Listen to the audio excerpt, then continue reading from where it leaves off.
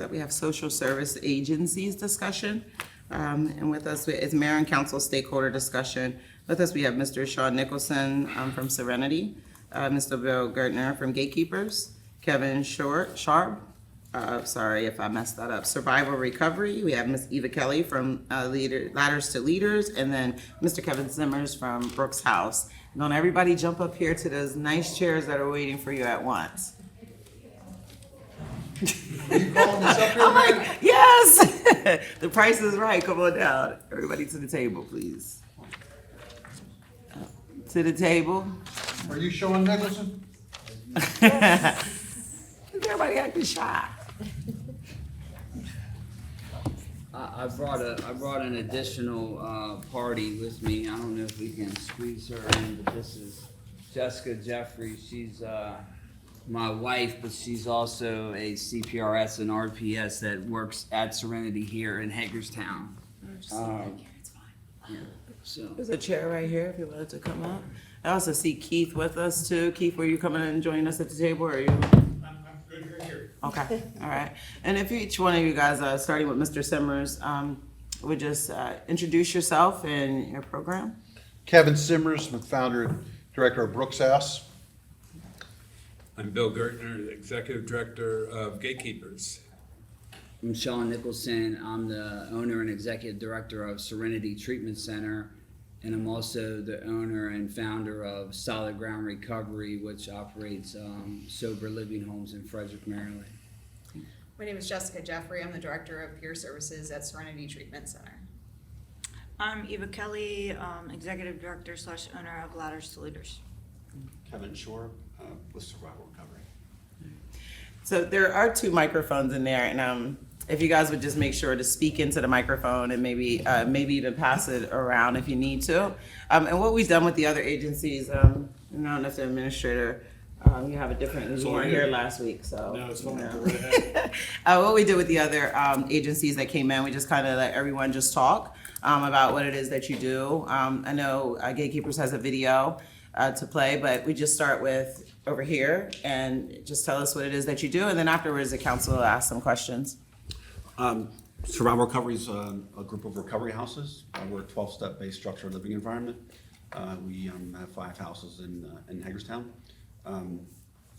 We basically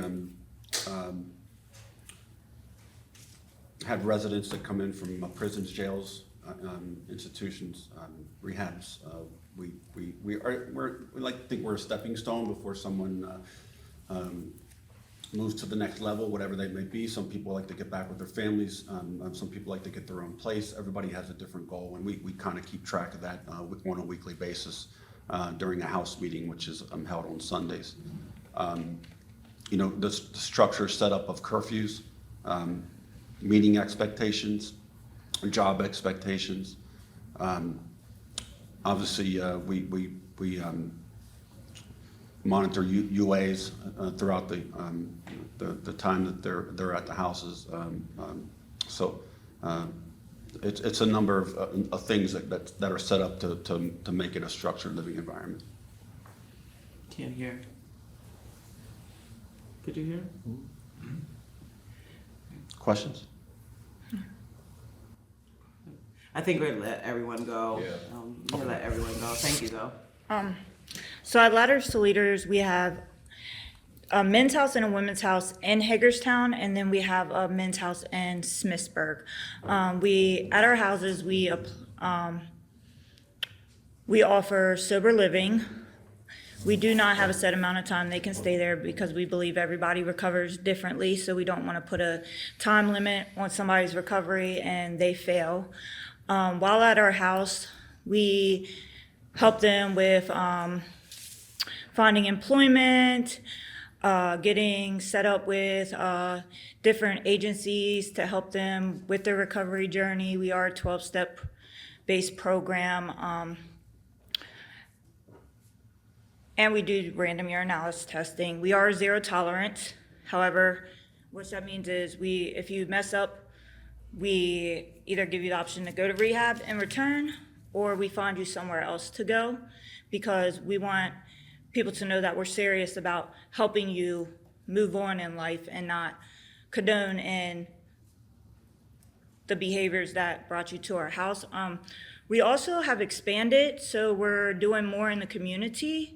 We have a community garden that one of our recovery houses cares for, and then we take the produce and give it out to people in the community. We do community trash cleanup every Thursday. We had a big grant for that. You guys gave us pickers and trash bags. I was able to secure another grant to continue that, and I just picked up trash bags today. And we do community outreach and support. So we do community giveaways where we get an abundant supply of things and we give them out to like local food banks and nonprofit partners, and then we open it up to the community. So we're trying to branch out and give back, and everybody that works in our trash cleanup and the giveaways are people that live in our house, house managers, board members, staff, myself, or people in recovery. Thank you, Eva. Sorry, guys. Again, I'm with Serenity Treatment Center. We are an outpatient substance abuse treatment provider here in Hagerstown. We actually also have a location in Frederick. We have been here in Hagerstown for over 8 years, and our location in Frederick over 14. We provide a couple different levels of care that extends from intensive outpatient programming as well as outpatient programming, and we offer a virtual DUI service as well.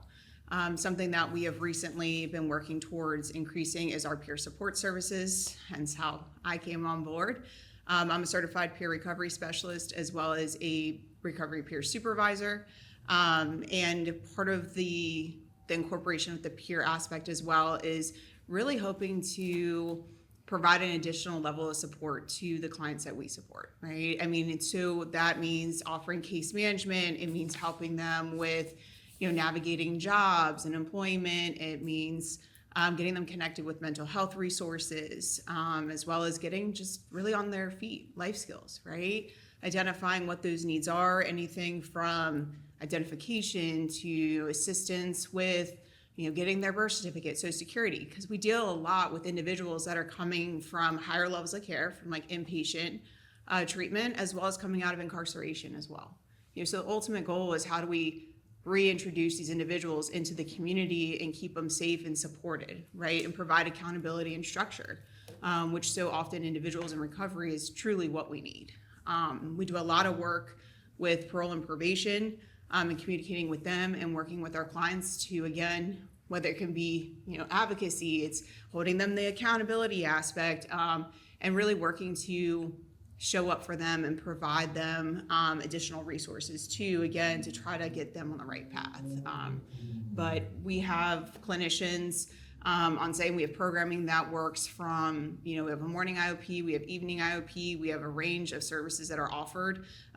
We want it to be as accessible as we could, so we not only take state insurance, but commercial insurance as well. And we have worked with an array within the community of population, from the homeless population, and then of course too, with those with the commercial and who are employed and have good jobs, right? So we see a wide variety. And our ultimate goal is how can we best assist those individuals with getting on their feet. Again, my name is Sean Nicholson, and I think that Jess did a good job of explaining the services that we deliver for Serenity. I personally spend a lot of my time and energy just advocating for others. I'm a person in long-term recovery from substance use. If I can stay out of trouble till the 13th, I'll have 9 years clean and sober from all mind-altering substances. I get a lot of fulfillment and purpose from working with individuals that have been justice impacted, going into the courtroom and trying to help people navigate the process associated with maybe not going to jail because they have an option with treatment, or helping them get out of jail with a plan to land on their feet. and I was appointed by the mayor in Frederick to sit on a reentry coalition that they just established recently. I also am one of the founding board members and still sit on the board of directors for Maryland's only recovery high school, which is called the Phoenix Recovery Academy. Jess has, been a part of the school since the beginning as well. But that's really kind of our passion and heart, is working with adolescents and trying to help them receive the tools necessary to learn about themselves and learn about recovery, so that they don't have to go through the systems that I myself have went through, and the impact to the family that I put my mother and father through. So I do a lot of that, and then like I said, we own, we're the largest housing provider, recovery residence provider in the state of Maryland. We have 13 homes, 185 beds that are all MCOR certified and MDRN funded. I've been managing and owning and operating sober homes for 7 years, and that company is called Solid Ground Recovery.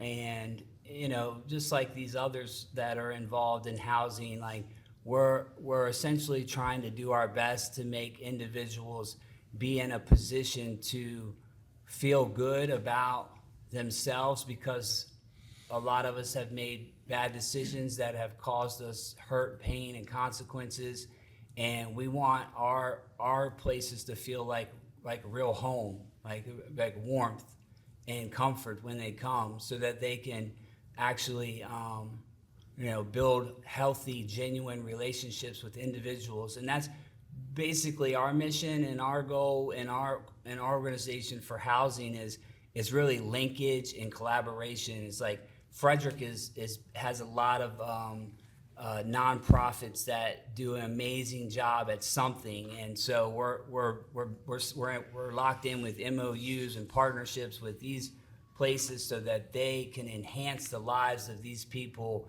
And of course, we're holding them accountable, and same as these others in their rules and structure and such. So I appreciate the opportunity to speak. Here you go, sir. This is. Yeah, yep. Oh, video. Oh, Bill said cue that. Yeah.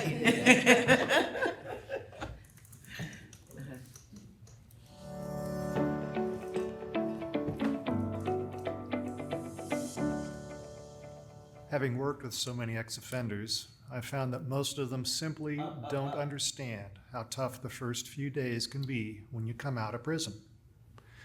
Here's what it can look like when you don't have a plan.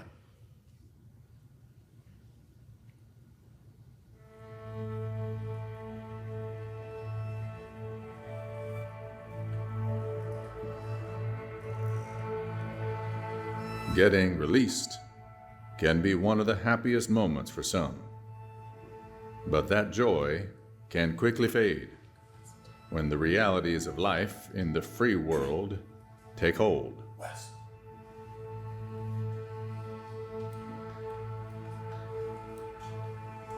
The reality is that most have great fear about facing the world and failure once again. $50 in cash is what you're handed when you're released. You walk out at 5 p.m. Not much seems different. Hopefully, it's different enough to keep you from a repeat performance. You head toward your aunt's house. It's the address you gave case management. You hope she'll let you stay a few nights. Most of your family and friends rejected you after hearing about your trip to prison. As you walk the streets and ride the bus, you see familiar faces from your past.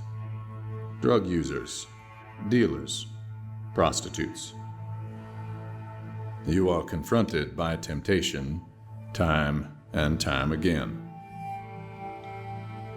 You might even be offered the opportunity to make a deal that will increase your startup funding by at least tenfold. Just sell a little crack. When you arrive at your aunt's house, it's already 7 p.m. Only to find out she will not let you stay the night or any night. She makes you a sandwich and sends you on your way.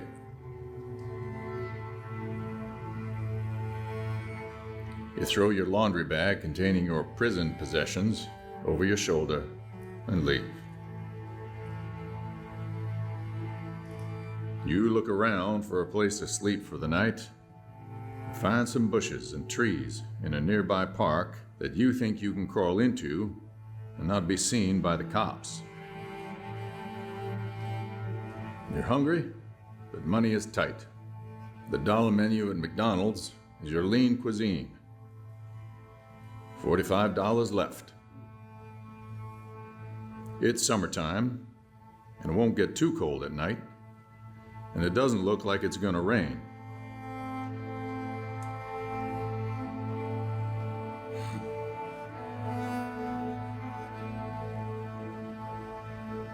An ambulance siren wakes you up at 5 a.m. It's your first morning out, and time for your first parole visit. You can't be late, or you'll get revoked. You're not familiar with the bus system. It takes you 30 minutes to plan your route. One wrong move will cost you time, money, and maybe your freedom. $4, 5 buses, and 3 hours later, you arrive at the parole office just in time. You anxiously wait for 2 hours before you're called in to see your parole officer. He is straightforward and firm about the rules and expectations he has of you. He also informs you you can write a letter to your judge requesting a waiver of your probation and parole fees. It's past lunchtime by the time you leave parole. You are starving. McDonald's again, $36 left.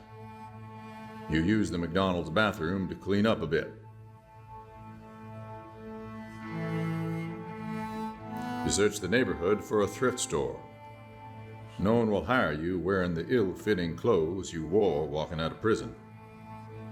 You find dress pants, a shirt, a tie, and a pair of shoes at the thrift store for $15. $21 left. You are dedicated enough to find a local unemployment center that offers computers to start your job search. Tomorrow, you will hit the streets and fill out applications after you apply for food stamps. You need to find a place to live.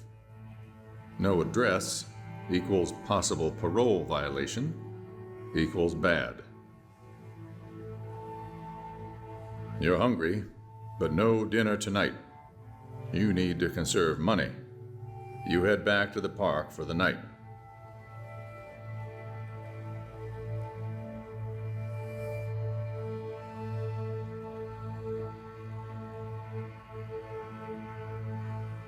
The next day is a total waste. You spend another $4 in bus fares, $17 left, and 12 hours in line at the food stamp office. You walk away empty-handed. If only you would have known to arrive when the line started forming at 4 a.m.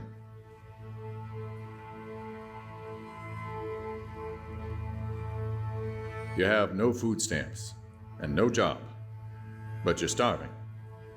You pick up a loaf of bread and a jar of peanut butter. $13 left. Morale is taking a nosedive as you head back to the park again. You have one clean set of underwear and socks left.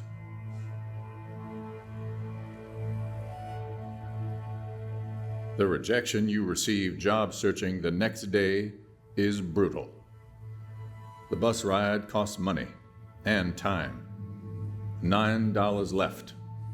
You find out HR people do not take kindly to felons. One office even had the kindness to escort you out with security guards.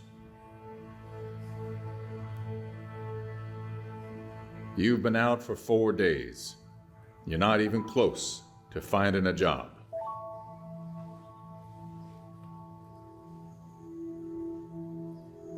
Hunger strikes again, and all you can afford is a 99-cent candy bar. $8 left.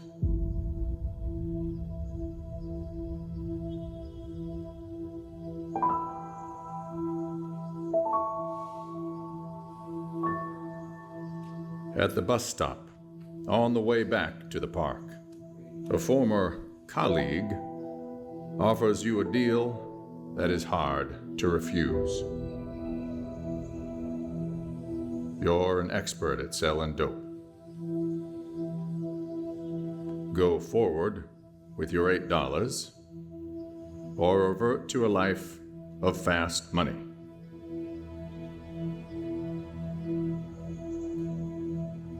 Which would you choose?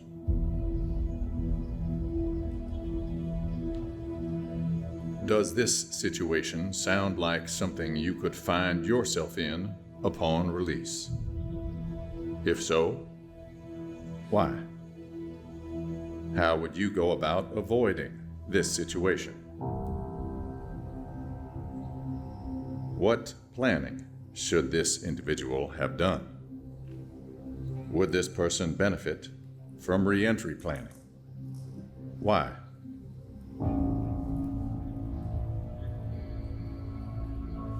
Are you taking steps now, aside from this program, to help you in your re-entry? If so, what are you doing?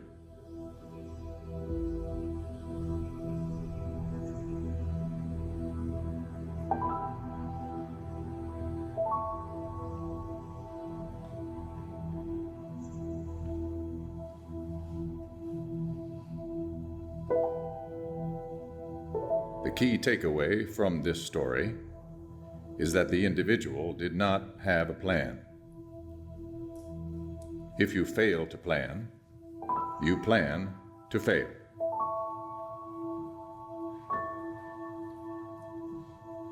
It is important to write down your thoughts on the paper you have.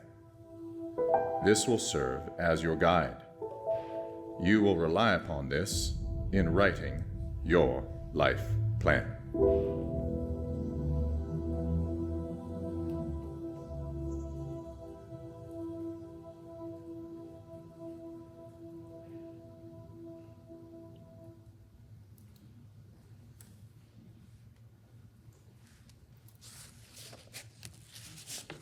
Great introduction, Bill. Thank you. No, we stole the show. Thank you. Yeah, wow. We did that 2 years ago, based on the workbook that we did. And with that film going into tablets, we're now in 45 states with our Business of Living program. 7,000 inmates around the country has taken the Gatekeepers Business of Living program. We're now in every cell in the state of Maryland with the Business of Living program. We're in the detention center here. And that's really why I'm excited about being here today. First of all, thanks for having us, and thanks for all the work that you've done. Each one of you have come to our Saturday morning citizens meeting, Returning Citizens Club, that we have at the Trinity Lutheran Church. We have 100 people come there every Saturday from different walks of life.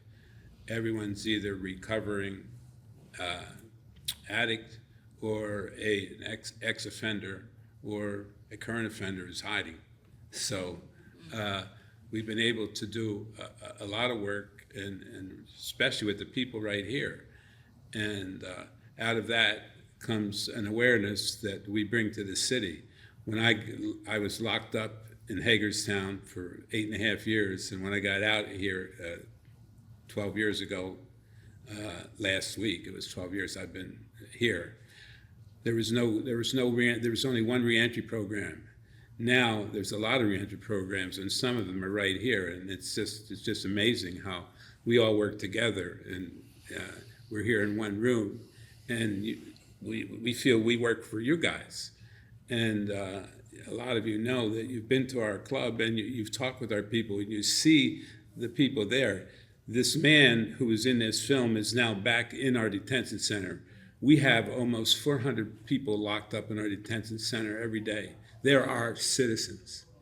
And when I left the prison and not knowing what to do, and I came here and realized this is a prison-centric town.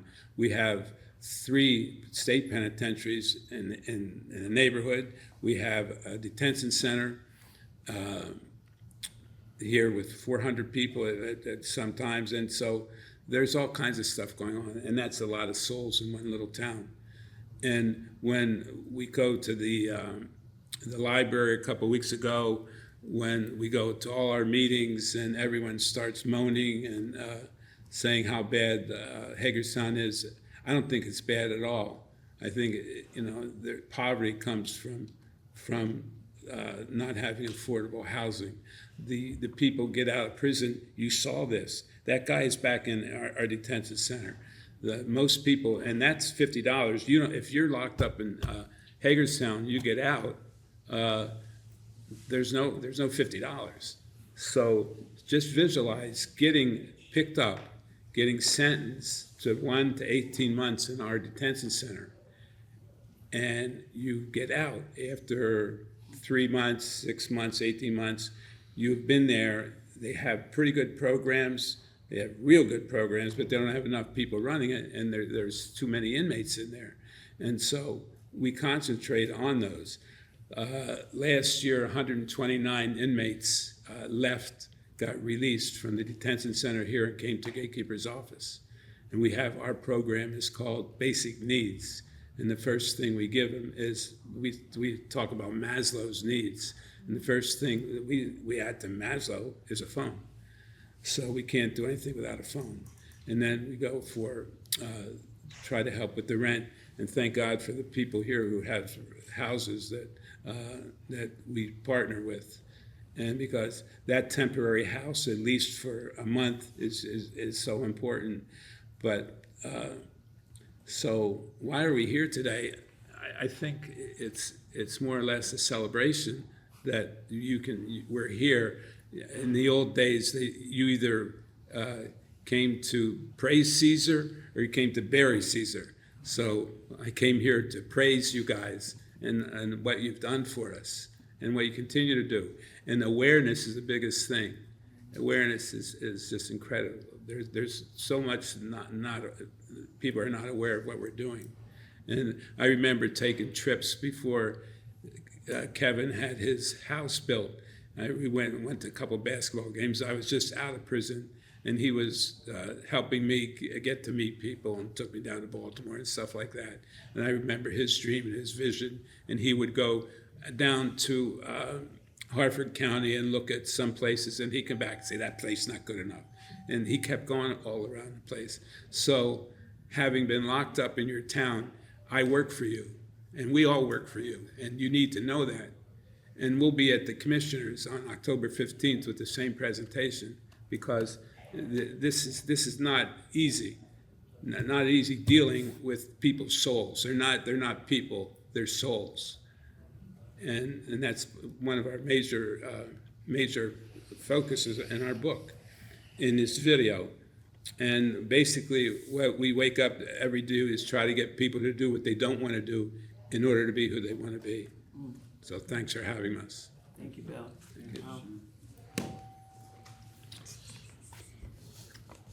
My name is Kevin Simmers. I'm the founder and director of Brooke's House.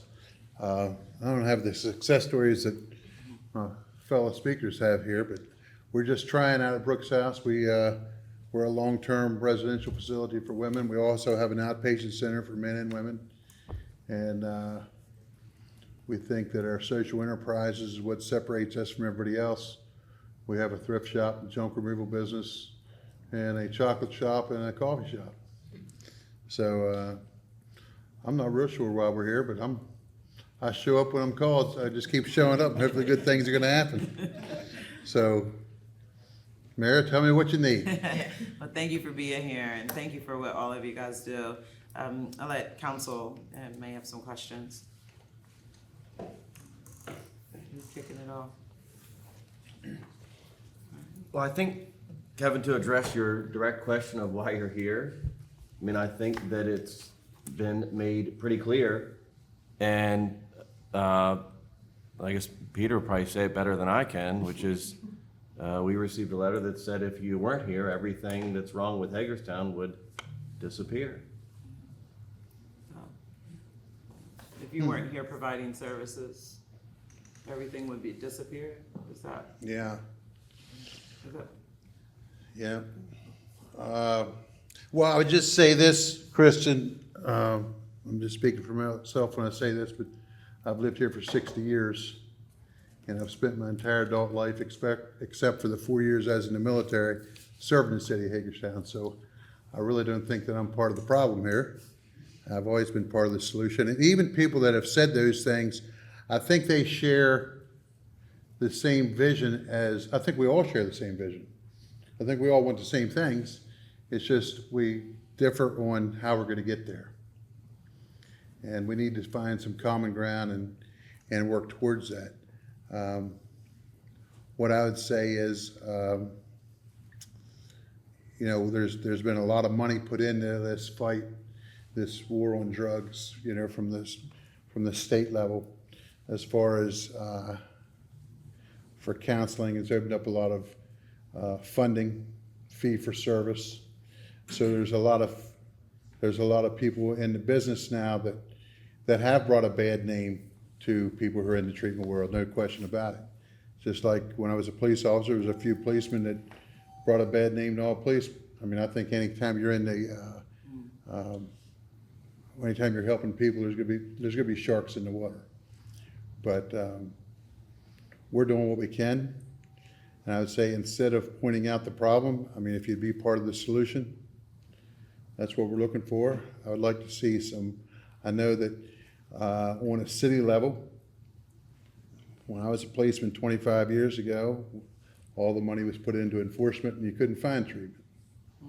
That pendulum is now swung and there's a lot of treatment available. And some would argue not much police available.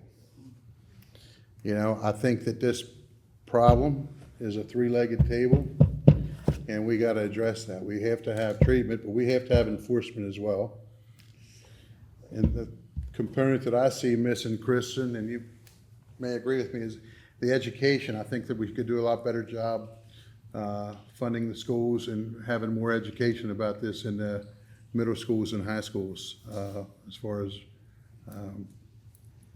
what substance abuse can lead to. Yeah. And I would challenge, I would challenge our mayor and council. I'm not sure if things have changed since I was here, but there was never much money taken from the general fund put towards this. I don't know that the city of Hagerstown has ever put money towards treatment or towards the substance use disorder, with the exception of using ARPA funds or something like that. I'm talking out of the general fund for the city of Hagerstown. I've not seen that. And we can talk about solutions all we want and talk about dreams, but the fact of the matter is, without funding, a dream is just a dream. You gotta be able to afford to turn the lights on in order to make it work. So that's what I would offer, Chris, and I don't think that the people here are gonna be part of the problem. I think that we're all trying to be part of the solution, but if you have advice on how we could be better members of the community and more help to the city of Hagerstown, let us know. So speaking of funding and, you know, the parties that may be appropriately identified to provide that funding, and I have about 10 questions here, so any of you or all of you can answer. The first is, where are your services generally located? And do you consider yourselves a countywide provider or primarily a city center provider?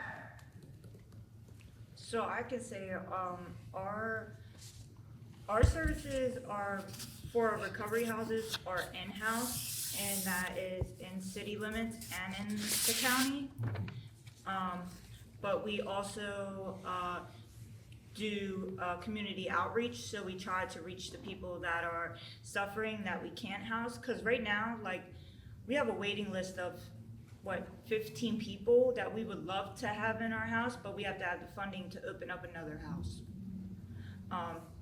So it's a lot of people that want to get the help and be better people and change. It's just, there's not enough housing for them or opportunity for them. So they resort to what they know, like in the video. You mean not enough housing for those types of services in the county, Well, like as a whole? yes. And housing in general.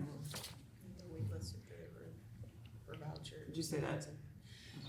So in regards, because I mean, working with clients every day and identifying their needs, I mean, a big issue we've run into, or I've, seen, is definitely a housing component, right? I mean, again, do a lot of work with the homeless population as well in regards to our clients, and, the wait list to get into public housing or Section 8 in the housing vouchers, I mean, is astronomical, right? And in terms of, you were even looking at, and I see it all the time, and I really appreciate Bill's video because it's something I see every day, is now even, Medicaid. I mean, in terms of being covered under Medicaid insurance, I mean, the most you can make in a month is $1,600 a month.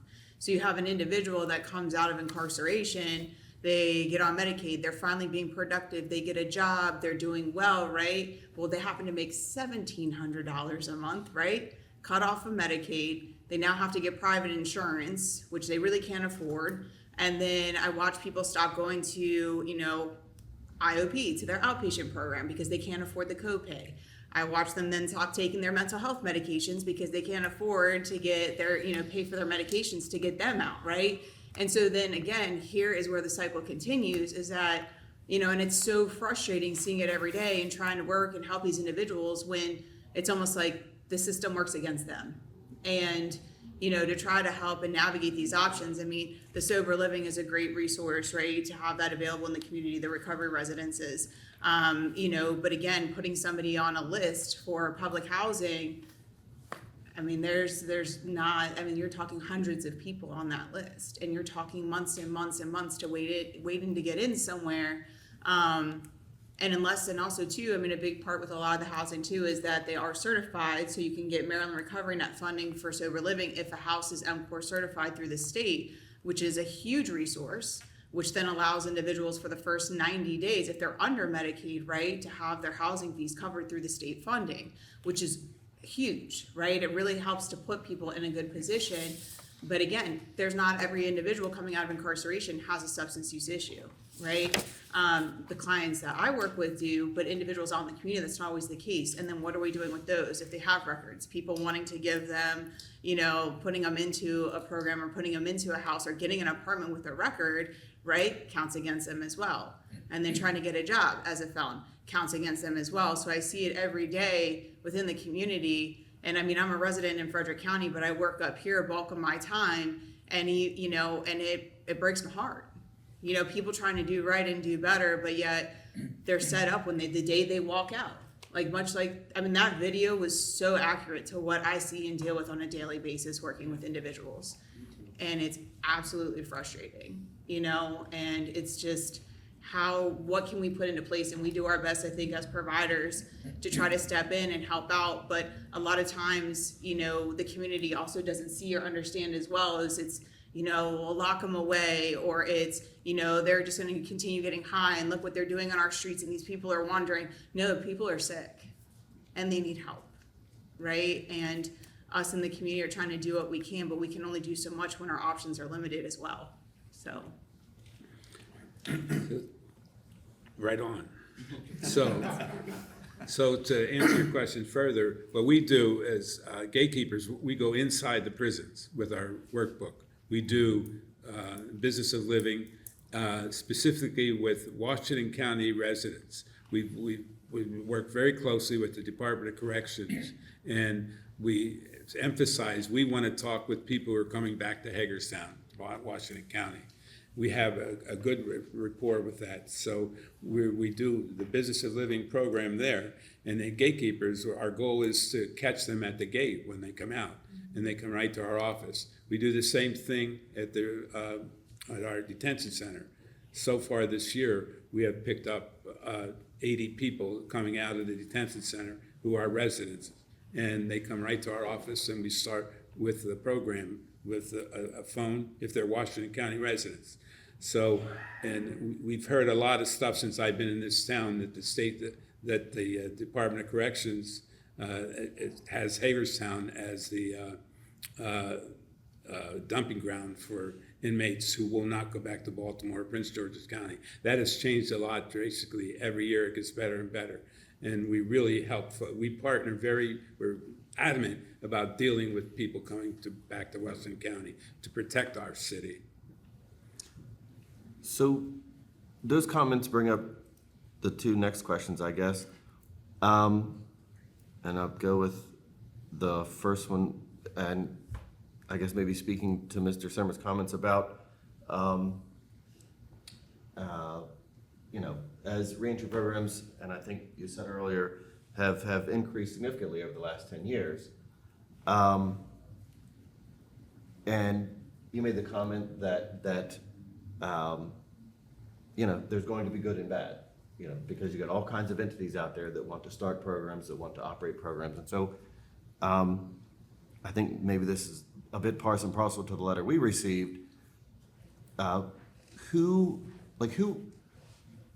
inspects, how do you get the operation up and running? Who inspects you? Who monitors, your system dynamics? Is it a state agency? Do you just simply operate, absolutely independently? Who monitors it? Because I'm assuming, you have clients that have to be under the supervision of various state agencies. So I'm just curious how that works. Like Sean said, all his houses are MCOR certified, so. And I don't know What's what that means, I'm That sorry. means it's state certified, so MCOR comes in and inspects the house, gives you a certification or not. So how often do they come and inspect and do They'll those come in- processes? They'll come in to get your certification, and they'll come in once a year. Okay. So you got two different conversations. You have, treatment and clinical providers that sometimes are associated with housing components or supportive housing that may or may not be an ethical scenario, in my opinion. Depending on the level of care and the accreditation, which of course all clinical services is going to be ran through BHA, Behavioral Health Administration. And also, to be a provider in Maryland, you have to have a outside accreditation from one of three nonprofit accrediting organizations that will come in and look at all your policies, procedures, your entire setup, all the way through.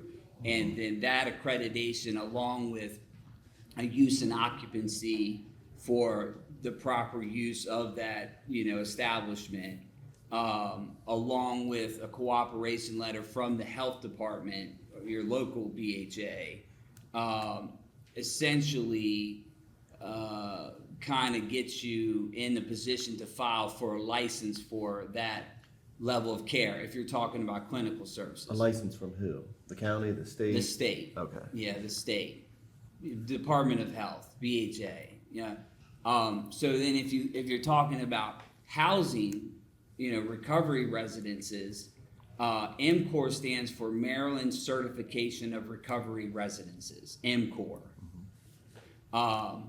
MDRN, which is the funded entity that you can establish after becoming MCOR certified, stands for Maryland Recovery Net, which ultimately allows for you to allows for funding for a resident that, like Jess said, that's coming from typically a bed-to-bed scenario from a higher, they're coming from treatment or they're coming from jail or prison. They don't have any options, they don't have any money, they don't have a job yet. They can file through local BHA, which is state care coordination, that's utilized to help them with the application process, and the decision related to whether or not they receive that funding is not on the provider's side, essentially the person who runs the house or owns the house. Funding from who?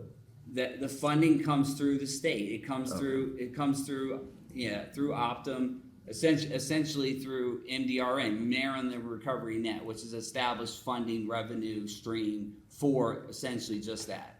But when you speak about the inspections and essentially the what it takes to get established, it's not a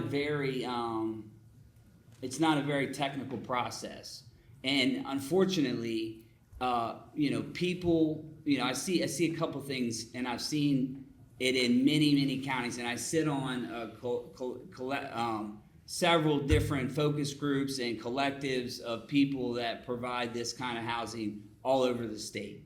And you have people that want to do good, that like have maybe some family member that they lost due to an overdose, and they want to honor them, so they like want to maybe start a sober house. And you got people who are in recovery, and they want to do something good, so they want to start a sober house. And a lot of times there's not real heavy guidance and support and oversight as to how to do that properly. And just because you might be a good person and you want to do good things doesn't mean you know how to run a business.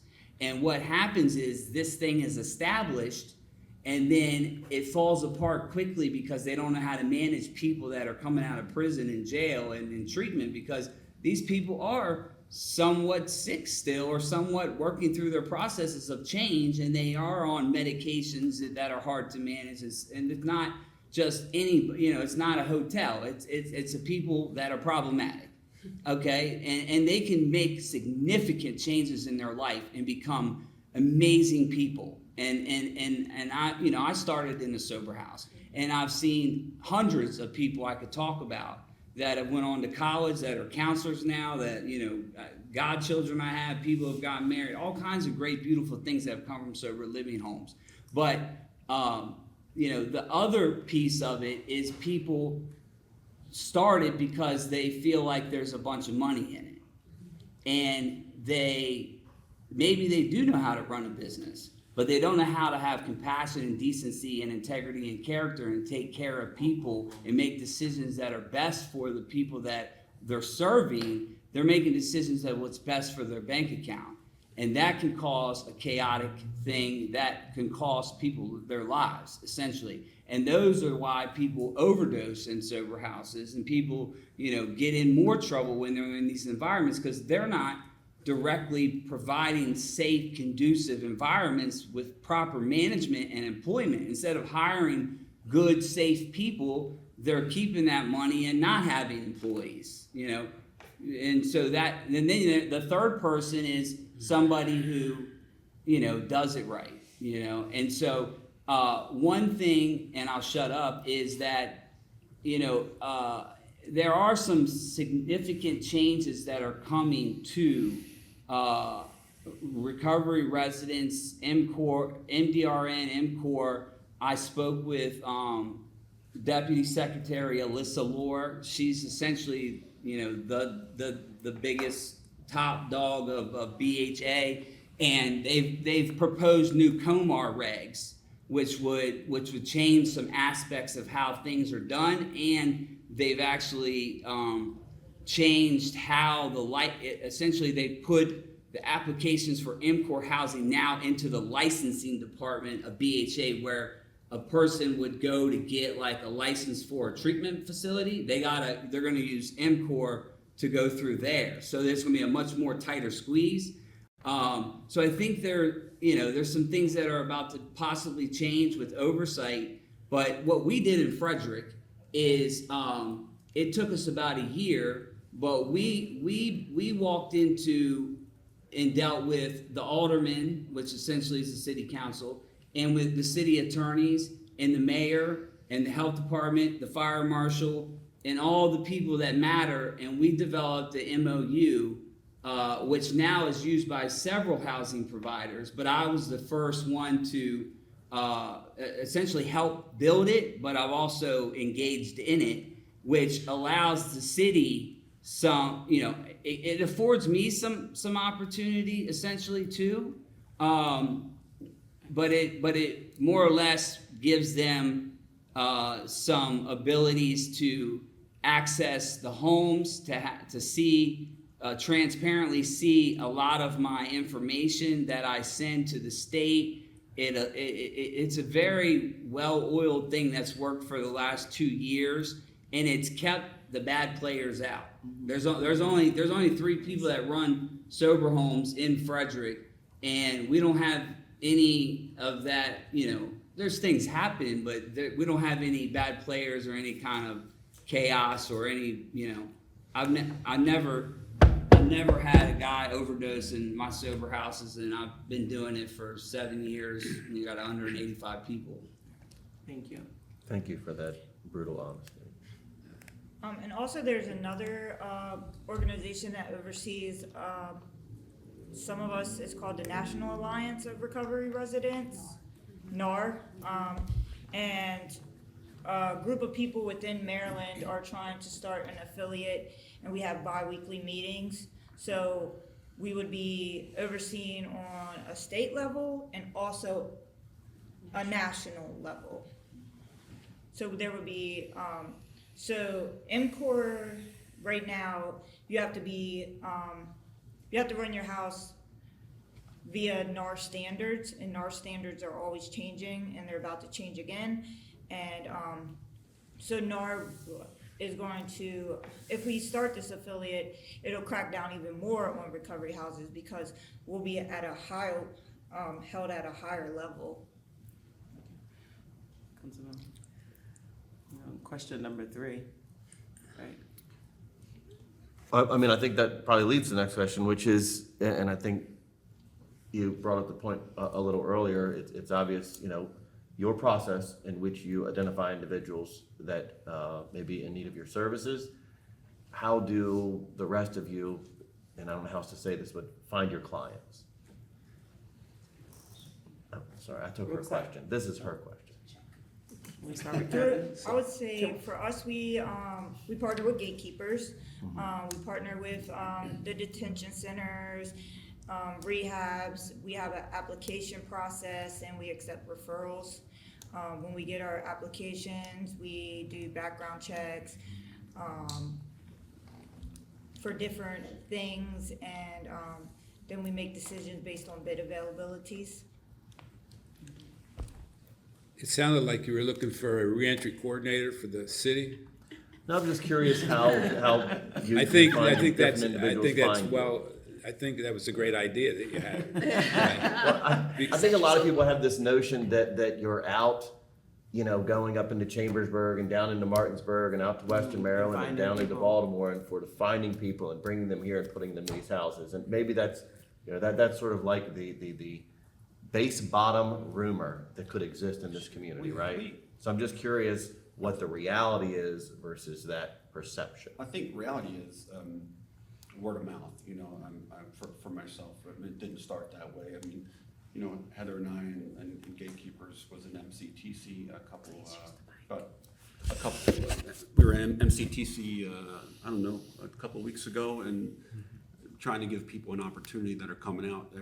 Anybody that had less than a year left, we set up a table. It was a resource fair, and we want to give people an opportunity that are interested in coming or already in Hagerstown, coming to Hagerstown, an opportunity for some place to go, so they're not dumped onto the streets if in fact they're coming here.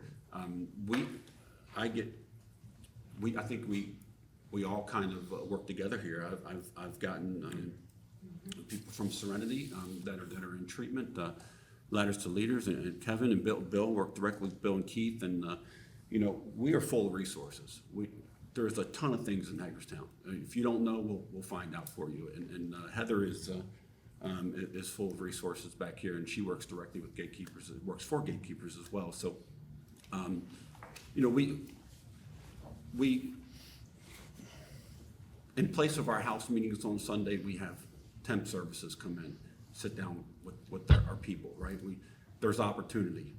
Sometimes they don't know that, but they come in. In place of the house meeting, we have Spherion come in and sit down with us, and they put people to work, and people that are felonies.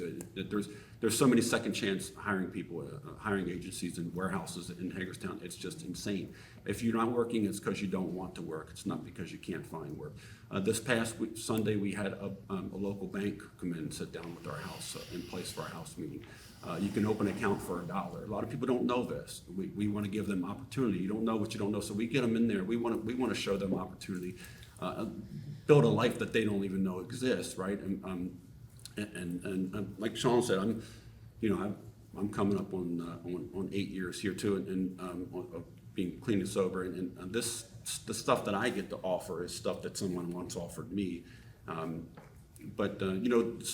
She talked at the bank, the local bank. They come in and talked about secure cards, secure loans, accounts they're opening for $1. It's a second chance bank, and about once a month, a couple times a month, we have guests come in to our houses and speak about opportunities, and we have an open door policy for anybody that we work with. For you guys, there's nothing to hide behind our doors. We have an open door policy. We invite people like you guys to come into our house. We want you to see our house. We want you to see, like Sean said, we provide a safe environment, comfortable environment, so they can focus on where they're going, as opposed to living in a place that's uncomfortable for them. So I'd like to continue talking about that. You're right, the rumor's partially right. The guy, men and women, mostly men, can get sent to a program here and they don't last. Bang, they're on the street. They're not from here. So what you said, it's partially true. That happens a lot. But people are just sent to houses, recovery programs all over the state. And if they flunk out, there they are. They're not from here. If they're over in West Virginia, same thing happens over there. It's all over the place with the recovery aspect, with the housing. People are just, and they're stuck here with nothing. In the last 2 weeks, we bought one-way tickets and buses for 3 people. Just for what that happens a lot. Yeah, I definitely, go ahead, Kevin. I just want to say, Kristen, is there, if we didn't put up recruiting posters in Texas and Tennessee and Kentucky, is there something wrong with that? Well, let me address that, Kevin, because I want to get back to one of the earlier questions of why are you here? Okay, because we were told that there is a plethora of social service agencies in this community, and I don't think that's just to Hagerstown, but it happened to be told to this mayor and council. And that is the problem. That was the implication in the letter that this mayor and council received. And I think why you all are here, and why previously state social services agencies were here, and why the state's attorney was here, and why the circuit court was here, and why law enforcement was here, and why the health department was here, was to educate, that was brought up earlier, to educate not just the 5 members of this council and the mayor, but everybody who's watching at home, to educate on what you do and how you do it and why it works and what the challenges are. That's why you're here. So the answer to your question is, it's certainly, no, it's not a problem to try to help people wherever they are, okay? But what we're dealing with is that people in positions of authority, quite frankly, are telling us that you're the problem. And we're trying to help our community understand that you're not the problem, that you're part of the solution. That's why you're here. So what I'd say is, Thank you, Councilmember. in Brooks House in particular, both of those people out there watching on TV, You'd be surprised how many the comments like. we are going to be accepting a girl tomorrow from South Carolina because they're ravaged with flooding right now and their facility is closing down. So we said we would take one of their girls up here to our facility. So we're very proud of that. How they found us, I mean, we've had a lot of notoriety. So I would say that they've learned about us through, we've been on NPR, BBC, Fox News, NBC News, so that's how people find us. I would also say that when people are struggling from substance use disorder, it's common to try to get that person out of their element, out of where they're from.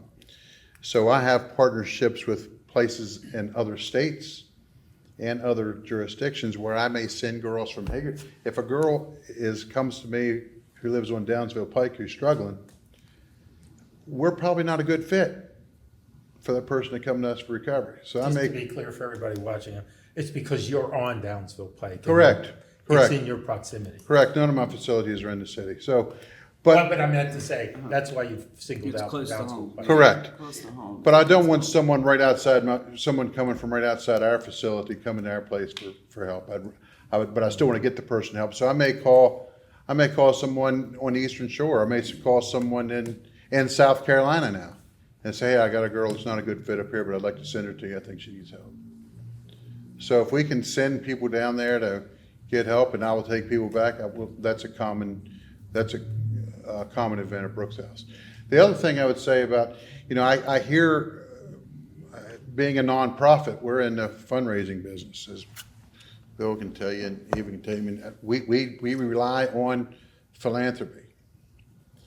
And in Brooks House case, 90% of our philanthropy comes from outside the county. So we get funding from 7 different countries around the world have donated to Brooks House, as well as nearly every state in the country. So, and I would also challenge to people who are critics of that, if you live in Hagerstown and you get a serious eye disease, you're probably going to Wilmer Eye Institute, right? You're not in Baltimore City, but you're going down there to a nonprofit to get treated. You get cancer, you're probably going to Hopkins. What if Hopkins had the same thinking as the critics up here, where you should only treat people in your area, you shouldn't bring people from outside your area? Well, if Hopkins felt like it, the only people to be treated there would be people from Baltimore City, Baltimore County. And I'll add to that thought that I had to say this. This particular group has a multitude of services. I mean, we've heard you all speak about your services, which also means then you have a multitude of sources of people who need your help. The unfortunate part of the implication that was directed squarely on the shoulders of this mayor and council was that they tried to paint, and a lot of people still tried to paint, all of the people who have challenges in their lives, whether they are trying to fix those challenges or whether they're perpetuating those challenges, whatever it is. And it can range from, I'll just kind of go through the table here, from addiction to having been incarcerated to homelessness. You know, we've talked a lot in these last several weeks about homelessness and homeless issues. Drug addiction, alcoholism. There's a lot of overlap. We understand that. I would say that there are a lot of duplication of services in Hagerstown, absolutely. So there's a lot of overlap, but when people of authority paint an entire population with a broad brush and say they are the problem, they are why I don't want to live here, or they are why other people should be in charge, or whatever, okay? That's an unfortunate, probably nefarious implication that's being made. And I think the folks that are just trying to figure out who's telling them the truth are struggling with that. Because most of this information, if you want to call it that, has been pumped out through social media in our community in the last 2 or 3 months. And I don't have to tell you all or anybody else the challenges with social media and, you know, the lack of fullness at best and the lack of truthfulness at worst. So I feel like we are doing a service to our community by helping our citizens understand what programs are here, why these programs are here, why they benefit the city in the long run and in the big picture.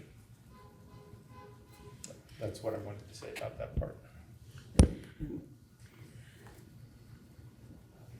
I was just gonna, Kristen had more questions. I Um, wanna, One of the curiosities I have, especially in your services, is, and I think, you know, a little bit, it was a bit of a surprise to me, and maybe it shouldn't be, of the apparent age of the individual in the video. And one of my questions I had written down early on today was just, you know, what is the average age of folks that you see in your service? Or if there's not one, you can say that it's all, you know, but it is there, you know. I mean, in terms of our services, I would say average age is somewhere between mid-20s to mid-40s, I would say is probably about the average age. But, you know, and you were talking to, just to, throw it out there too, of how we receive like our referrals for individuals coming into services. It's such a wide range and variation from treatment providers that have individuals that are in their centers in another county that are looking to come back home to the area they're from, right? Coming back into their hometown. There's also, individuals that came to services here for another provider that want to stay locally and continue to be in this area, and they're looking to continue and engage in services.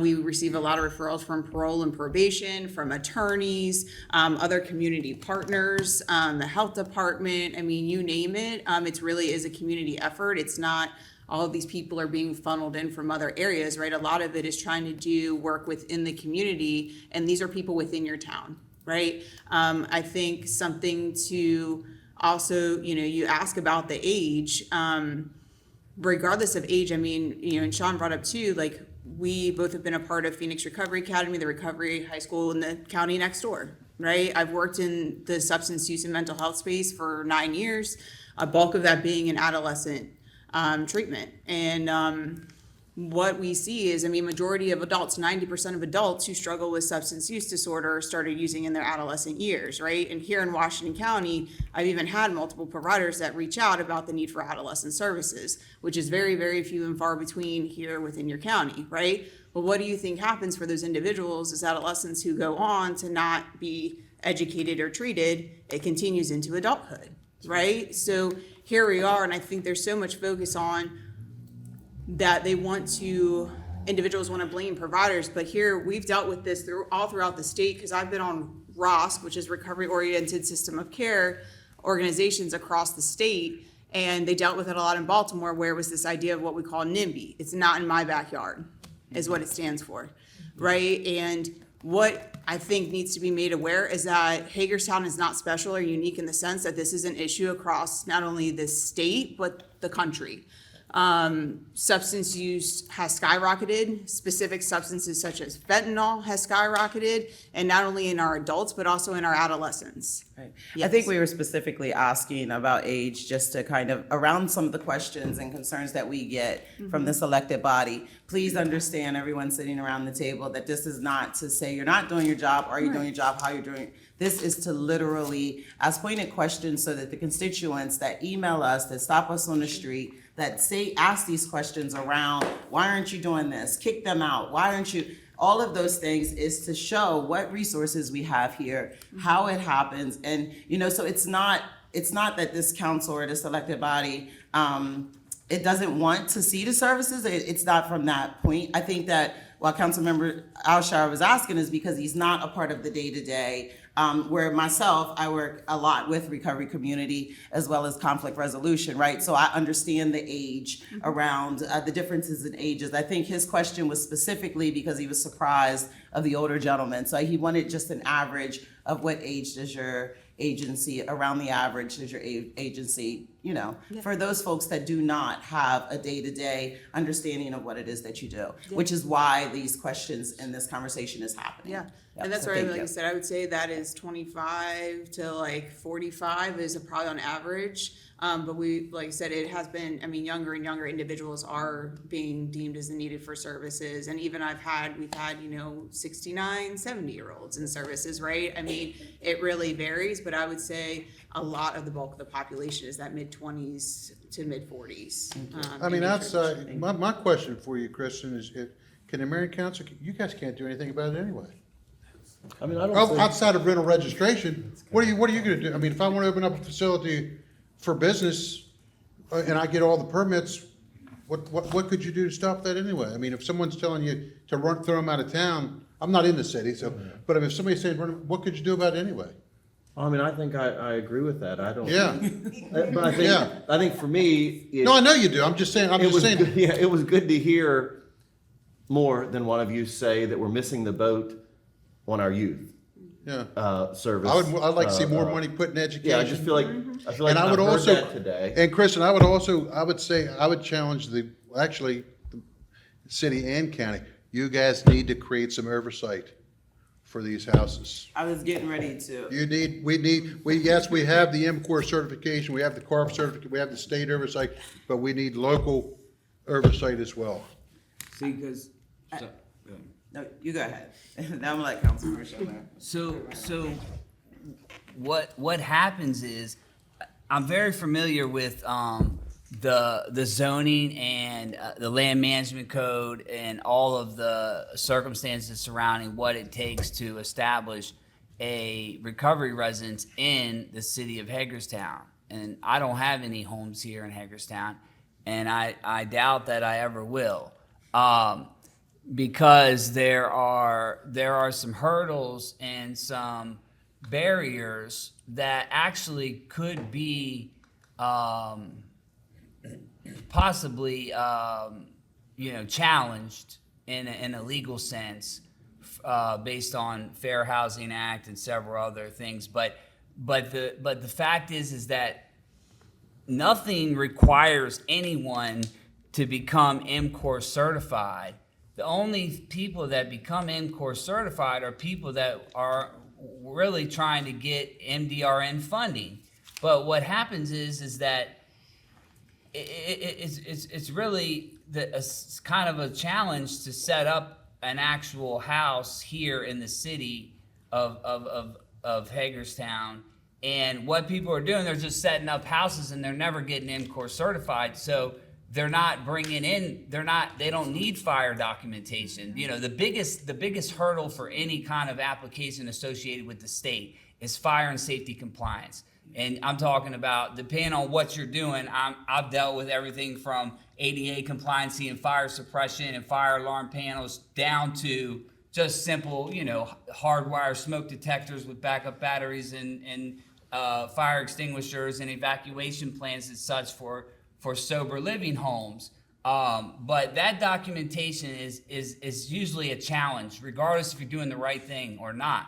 But people are setting up these homes in your city and they are not going for the documentation they're just putting a bunch of people in there and charging them rent and calling it whatever they want, and people are dying in your houses. And I can tell you, there's a couple of them right now.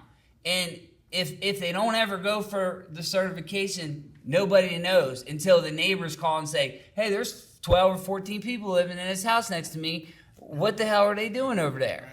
And that's where there needs to be, a task force or some type of coalition that's put together, that's formed by, health department officials and fire marshal people and, et cetera. And even good providers, that having buy-in from people who are doing it right to help you to understand logistically what is possibly going on and to get the bad guys out, because it affects the people like me if somebody comes in and sets up and starts doing the wrong thing, because then they look at sober living like, look at this mess, look at this craziness, like these people are doing that when we're trying to do it on the highest level in the most safest way possible. So, enforce the in-house inspections and start, there's a lot you can do if they're not doing it the right way. I appreciated you sharing that you have an MOU with the city of I'll Frederick. show it to you. And the reason why I appreciate that is because in the work that I do within this county, within other places and spaces within Maryland, I appreciate that relationship between Frederick County and the city of Frederick, as well as all its partners. And that's one thing that I hope that we thrive to get, especially around housing. Like I heard you guys say, affordable housing and the need for housing. I mean, that is a huge thing. That's one of the main issues that whenever I am attempting to help folks within conflict resolution, if they don't have a place to go, it's very hard for them to even, be able to keep up with their mental health, or to stay in a sober living house that may have, 5 other people that don't have their medicine either, or even in a hotel. I was called throughout the weekend for a hotel within Hagerstown because of conflict around the same things. So I appreciate you with that perspective and being very real and raw with us, because these are the things that needs to happen and we need to talk about at this table. Yeah. So thank you. So that leads me into a couple of things I had here that I wanted to mention, and thank you for kind of putting that out there, because that was a big question that I had was, you referred to that MOU that you worked with the city of Frederick, and how, that was going to be my question. How is that preventing the bad actors? This is going to sound like a stupid question, but forgive me because I'm not in this world. Can you operate a sober living house without being MCOR certified? Yes. Yes. It's not registered. Based on state COMAR regs, and I think all municipalities are pretty much aligned with them, but you need to have 8 or under persons in that home, and if that what you're familiar with as well. What I'm familiar with is that if you have more than 8 people in the home, then it's not necessarily possibly considered a single family dwelling, depending on code and proper use and etc. What the MOU did for me in the city is that it allowed for us to allow them to come in and do all these things that they wanted to do, and they wanted to inspect and have the continual inspections, and have us provide documentation on a regular basis. When we get recertification for MCOR, we turn in the research so they can see that we're still, and part of our agreement with them was that we would maintain our MCOR certifications. But for that, they gave us the ability to have more than 8 people in the homes. Now, the homes that we have some of them are 4,000 square foot in HOA communities. So having 12 or 13 people in the house with 7, 8 bedrooms is not, problematic, and it meets all the square footage requirements and the bathroom occupancy, and et cetera, et cetera. But, that's, to answer your question is that people want to be able to access MCOR certification, they want to be able to access larger housing or have more people in their housing so that they can, you know, obviously make more money. But the people that are doing the right thing are not interested in people who are doing the wrong thing. So if I know, I'm taking it to the city. You know, it don't matter to me. Like the ultimate impact of what's going to happen, other than the neighbors getting upset and all that stuff, is that people's are vulnerable in that home because they're not being properly managed. They're not being properly linked to programs that are going to help them excel and have an enhanced experience that's going to get them along in their journey and sustain their recovery. They're just in a flop house. Well, and I appreciate that, and I've had some conversations with some folks here, and those folks in those houses that are not certified and are not doing the right thing, frankly, they're not the folks here at this table that aren't doing the right thing. They're setting folks up for failure, and then a lot of times that's what our citizenry is seeing. Yes. Is these folks that have tried to do the right thing, tried to get help, whether it be through reentry or from inpatient to outpatient, and then they're set up for failure and where they're coming in. So I appreciate that, and I think maybe you've given us a path forward to try to help with this, because that's absolutely a huge issue. And I'm gonna share that last week there was one of our folks that was from here called me on the phone and was stranded in West Virginia. He had just got released from 21 days of treatment. And had no way to get back to this community. We ended up working out where he got an Uber and got back, but then even when he got back, being able to eat. And so I just wanted to say for the record that we send people out of our community and they get stuck and stranded in different spaces and places that, I mean, he could have, and he was on the phone in tears because he had nowhere to go. He had just been released and no way back into Hagerstown. And so I think that again, we do send people outside of the community because they need a change of scenery, and we do accept people into our community because again, they need to change of scenery. Talk to people from Baltimore City all the time and they're like, whoa, I see horses and trains. I needed that for my treatment. I needed that for my recovery. And so I think that that's important to know that I don't think that it's a bad thing when we have other folks that are in our community in order to get healed, right? Like, and I don't think that it's a bad thing when we send other folks from our community somewhere else to get healed. I think that the disconnect of everyone being able to work together for public safety and for, you know, just for human rights, like just a person's dignity, I think that we need to do better as a whole, as a society. You guys have any more questions?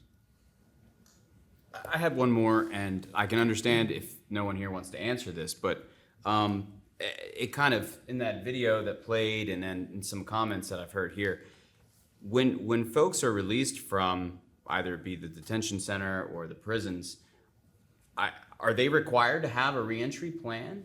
And if so, is it okay to just for someone to put an address to someone who may or may not house them when they get out? I mean, how does that, as someone who's not very well versed in that, I don't really understand it, and it sounds like that's an issue, or maybe there's somebody we can talk to, or, you know, focus our ire to try to get something better with that. The state has, you have to have a bona fide address for a home plan.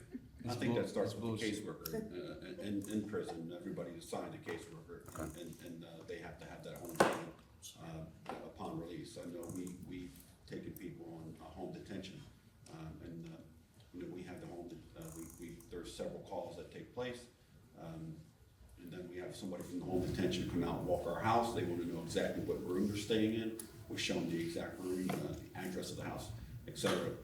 They approve it. There's a process there. So I think each individual is different, but that's the home detention release. But I believe in general, somebody being released from, maybe not so much from the detention center, but maybe I think more so from the prison. I get a lot of calls from some people I work with in the prison that they have to have some type of home plan, reentry plan, whether they're wearing an ankle bracelet or not, ankle monitor. Yeah. Yep. And the reality is you could have a home plan, part of a reentry, a team that goes in to help folks within the state build their plan of what life is going to look like when they come home, right? You can have a home plan, and then there could be something that happens the moment, which I think was illustrated in that video, where the home plan was for this man to go to his aunt's house, but because of conflict, because of family dynamics, and those again are reasons why we get called, you know, because now this man has been released with a home plan, but now grandma or baby mom or wife is no longer, you know, but that's where his address is to. And so what happens is parole and probation is you got to figure it out. You got to get another, or he goes back, which then adds more strain on the taxpayers' dollars. So just those little things that are big things of conflict. But to answer your question, just from my perspective as a mediator, they could have that address, they could get home, and it could go bad within 2 hours. It could go bad within 5 minutes, where now this person no longer has an address and has to report to parole and probation. And what do you say? I can't stay there. Then you get locked up because now you violated instantly. Or do you try to figure it out? Mayor, one thing I'd like to follow up on, that the discharge plan from prisons, or I think there also needs to be discharge plans from your inpatient facilities here in Hagerstown. You shouldn't be allowed to throw somebody out of treatment and throw them out on the curb. When you drove them up here from Montgomery County, you drove them here from wherever, you should be mandated, you gotta drive those people back home. You can't be kicked out of a nursing home and sit at the curb, can you? You know, you gotta take them somewhere, and same at the hospital. You can't sit them at the curb. And so often you'll see we'll get calls from people that have been put out of inpatient drug treatment facilities where they were just kicked out on the street. That should not be allowed. No place to go. Yeah. Now, there's gonna be some people that walk out, and obviously we have no control over that. If they walk out, you have no, but when you're telling somebody, hey, Terry, you're no longer suitable for our level of care, here's your bags, walk home. I mean, that's crazy. I mean, we've driven people back to Chicago. We've driven anywhere they want to go, we drive them to. It's not a big deal. We do the same thing. If someone is discharged from our program and they don't have no place to go here, we'll take them home. But I'll take them home myself. Like, I'll drive down to Baltimore, I'll drive to Virginia, I'll drive where they need to go. Or we do bus tickets also. I'm not sure all the places in Hagerstown do that. No, they don't. No. No. The ethical thing to do is always make sure that somebody has a plan in place. Like, regardless whether they are being administratively discharged from programming or they are completing programming, the ethical right thing to do is to have that plan in place. Like, even if somebody in our programming is being referred to a higher level of care, because that's the care that they need, and they refuse that level of care, resources are still provided to them. Options, connecting with an outside provider is always done with multiple options. Direct referrals are made, right, to get a plan in place. The hard part ultimately, though, it is up to the individual to follow through with what that plan is you set, but the ethical thing to do is to always offer and have a secondary plan in place for that individual. It's an ethical responsibility of the provider, in my opinion. Do you guys know, and maybe this is a question for like our attorneys, but do you know who would we have some way to enforce that? Like, who would be the body that could tell an inpatient facility you must put that in place? Local Well, behavioral it's not a law now. I mean, they can kick you out at the curb. I picked my daughter up at the curb numerous Yeah, local times. behavioral health I feel like authority. your comments about the state's approach toward this seems to be moving in that direction. With the certifications, you know what I mean? The state. Well, that's certification The for hou- housing. The That's, housing in a separate scenario. I mean, they are flipping everything upside down. BHA. They put a moratorium on several levels of care for people not to be able to. New providers' applications are not being accepted for 6 months on several levels of care, which is not something that typically has happened in the past. And they're revamping multiple programs. They're restructuring. There's a new carrier that it's a 5-year contract for the state to allocate money to, who is now Optum, that actually pays providers. There's a new January 1. There's a new carrier for that, and the last carrier has done a terrible job. And so a lot of people looking forward to hopefully that being a better outcome as well.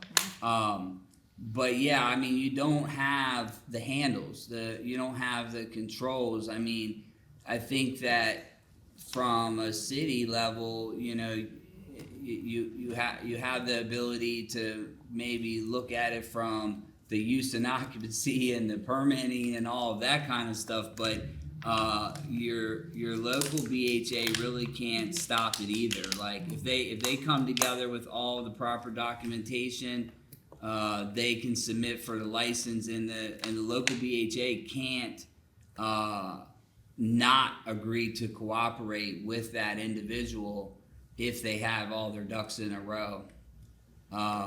But I believe that you could build a task force of caring, compassionate people or officials that are in the space that understand, and they have access to go into these places, and they have access. When there's a critical incident or like something bad happens, they have to report it. When somebody has a situation, like they can make claims or make reports to BHA, to the LBHA, like Vicky Sterling and all of them. They get the notifications of what is happening, and if they're there looking at trends of like, okay, we've got 5 of these last month all around the same kind of conversation, maybe we need to send the proper people here to talk, have a visit. But yeah, I mean, accountability is extremely important, but I don't think you can stop stop what's there. I mean, you can't. I don't think you can reverse it. I think you could just work towards doing better with what you got. Thank you, Sean. I was gonna say, I mean, you mentioned part of the issue too was like people being put out on the curb or not appropriate, like discharge planning things put in place, but also part of that process is also appropriate screening on the front end. A lot of these providers will bring people into treatment without doing a thorough screening ahead of time. They come into programming and they're like, whoa, they're not appropriate for our care. And then they put them out without connecting them to the appropriate resource. That I think is a more larger issue on the front end. That I have experienced a lot throughout my career in the field is that a lot of these providers are just bringing people in to bring them in to be able to bill insurance, and they're not doing what is necessary on the front end, especially in regards to mental health. They're a substance use provider, people have high acuity mental health, they bring them into services that they can't support, a conflict arises in services, and then they kick them out, right? That's what I think a bulk of the time is what the issue is. So that's also part of it, not just the case management or discharging, it's appropriate screening on the front end. And I would also say being able to have the proper funding to pay the proper people to be in position with the folks that are in the homes, because a lot of calls for the sober living houses or within it has to do with the staffing around them. Correct. You cannot put someone just fresh out of recovery themselves now over top of someone in a home, and people, it just creates a whole lot of conflict. You're now paying someone minimum wage to kind of oversee, and it just is all bad. It's all bad. A lot of times people don't even have enough professional etiquette to properly speak to folks. And so when you're coming home and you got someone that is in the same space as you, and it turns out all bad. And that's another part of making sure that the organizations or whoever's opening them up have the proper people in position, and the proper degrees, education, and experience in order to provide services. Do you guys have anything else? Well, no, I just say that I know last year Delegate Grossman and I worked on sober house legislation. I think was very close to what the Frederick MOU was, and it never made it out of committee. So I was just on my phone trying to find that legislation, but I think we talk to her tomorrow afternoon, and we'll bring that back up. well, thank you guys. Thank you for everything that you do. Thank you. You got Thanks out for of here having so us. quick. Thanks.